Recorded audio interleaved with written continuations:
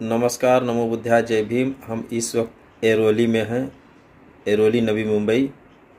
हमारे सामने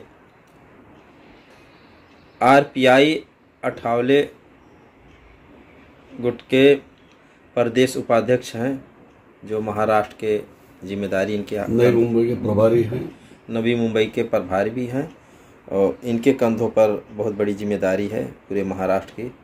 हम इनसे कुछ जानकारी लेते हैं।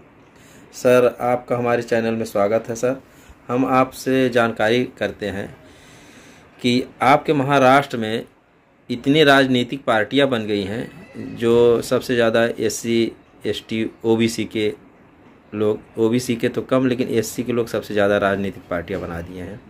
और बाबा साहब ने कहा था 3 शब्द कि शिक्षित बनो, संगठित रहो, फिर संघर्ष करो।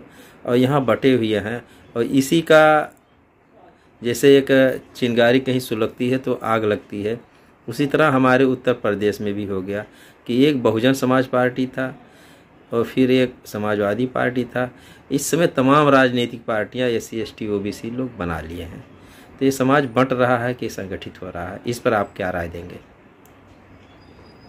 बाबा साहब अम्बेडकर, इनका विचार लेकर जो राजनीतिक पार्टियां या सामाजिक पार्टियां इस देश में काम कर रही है, विशेषतः महाराष्ट्र में जो काम कर रही है, आपने बताया कि अपने दलित समाज में बहुत पार्टियां, बाबा साहब को चाहने वाले लोगों में अनेक पार्टी होने के कारण समाज का विघटन हुआ है, बिखर गया है, इकट्ठा नहीं होता है, इसके लिए अपनी ताकत दिखती नहीं। ये बात सही है, लेकिन ये बात सिर्फ रिपब्लिकन पार्टी ऑफ इंडिया या बाबा साहब को चाहने वाले लोगों की पार्टी में है, ऐसा कुछ नहीं है। अभी महाराष्ट्र में मराठा समाज का जो एक आंदोलन है रिजर्वेशन के लिए, वो मराठा समाज की 25 एक पार्टियाँ हैं।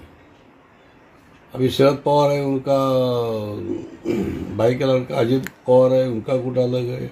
शिवसेना में हिंदू लोग हैं, वहाँ बट गया है। ऐसे हर जाति की जितनी भी पार्टियां हैं, ओबीसी में भी बहुत बड़े पार्टियां हैं, अलग अलग पार्टियां हैं। बोलने में ओबीसी है, लेकिन ओबीसी के बहुत सारे नेता है और एसटी में भी बहुत सारे नेता है। तो जैसा मैंने अभी बताया कि सिर्फ बाबा साहब अम्बेडकर जी के विचारों की पार्टियों में सिर्फ बंटवारा नहीं है, हर समाज में बंटवारा है। लेकिन जब जब बंटवारा होता है तो समाज का नुकसान बन जाता है। अगर बंटवारा नहीं होता है, समाज इकट्ठा आता है, तो एक बहुत बड़ी ताकत बन जाते हैं।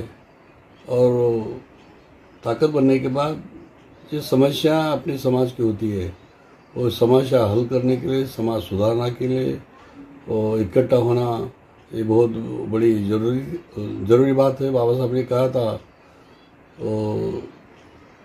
शिक्षित बनो, संगठित बनो और अपने अधिकारों के लिए संघर्ष करो। लेकिन ये बात सही है कि संघर्ष ज़्यादा हो रहा है, संगठित आदमी लोग कम दिखाई दे रहे हैं। मैं आपके चैनल से मैं इतना आह्वान करूंगा कि सभी बाबा साहब को चाहने वाले लोग अभी इकट्ठा होना बहुत बड़ी जिम्मेदारी है। यही अगर काम सभी लोग करते हैं, सभी राजनीतिक दल के लोग हो या सामाजिक कार्यों की जितनी भी पार्टियां हैं, सभी लोगों ने बाबा साहब के विचारों को देखकर, बाबा साहब के विचार अगर आगे लेना है, तो सभी लोगों ने, सभी पार्टियों के नेताओं ने और समाज ने भी आगे जाकर इकट्ठा होना बहुत जरूरी है। और मुझे लगता है आज नहीं तो कल बिल्कुल अम्बेडकरी समाज, रिपब्लिकन समाज, बहुजन समाज इकट्ठा होगा और पार्टी भी शायद जितने गुट है वो गुट कम होकर लोग इकट्ठा आने लगेंगे, क्योंकि ये जरूरत बनी है।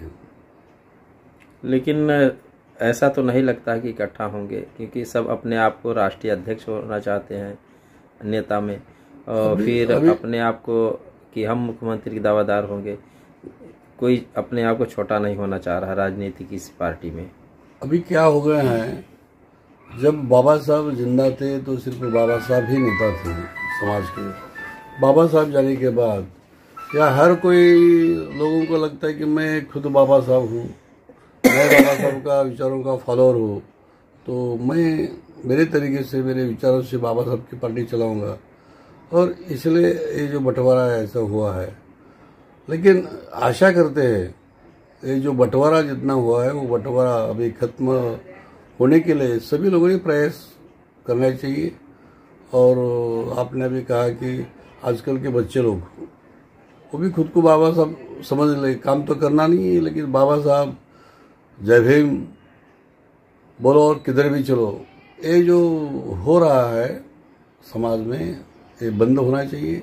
बाबा साहब के विचारों के ऊपर जो पार्टियां है उस पार्टी को ज्वाइन करके बाबा साहब का अधूरा सपना पूरा करना उनकी जिम्मेदारी होती है, चाहे वो धार्मिक हो, चाहे राजनीतिक हो, चाहे सामाजिक हो, शैक्षणिक हो। बाबा साहब का विचारों का भारत निर्माण करने के लिए सभी लोगों ने इकट्ठा आना, यही बाबा साहब को एक श्रद्धांजलि आज बन जाती है। चलिए, अच्छा, आपने बहुत अच्छी बात रखा हमारे चैनल पे। हम आपको बहुत बहुत धन्यवाद देते हैं सर।